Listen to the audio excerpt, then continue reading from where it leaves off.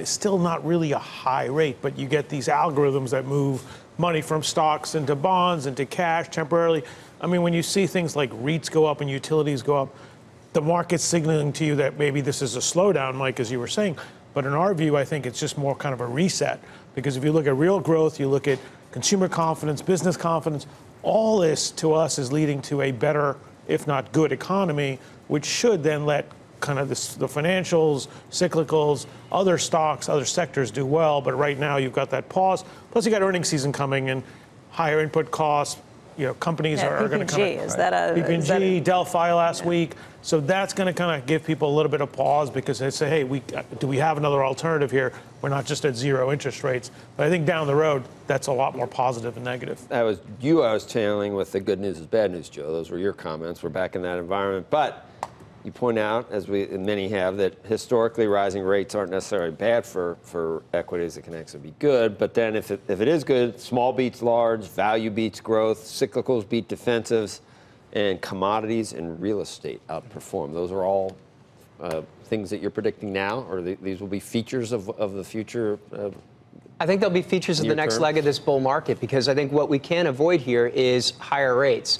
And there's a lot of arguments out there that say Treasury yields can't go higher because of whether it's aging baby boomers or because you've got all this sovereign debt outside the U.S. that's a much lower yield, so it's effectively going to put a cap on the 10-year Treasury yield. And I don't think that's the case. I think we're in the early stages of a secular bear market in bonds, one in which we're going to see rates continue to go higher and higher. And I think we could see the 10-year Treasury yield at 3.5% to 4% in over the course of the next 12 months easily. So the question becomes, what outperforms in an environment where you do get secular inflation and secularly higher rates?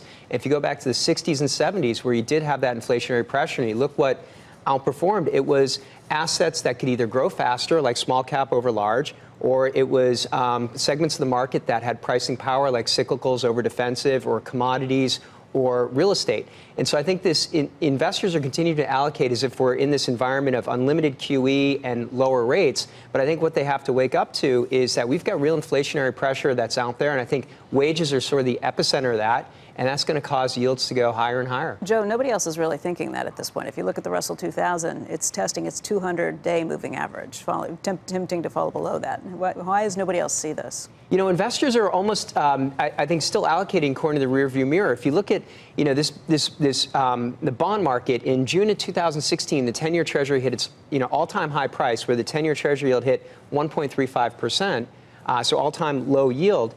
Since then, it's gone from 1.35 to 3.25%. Investors have pulled about $130 billion out of U.S. equity ETFs and mutual funds combined, and put over $600 billion into traditional fixed income.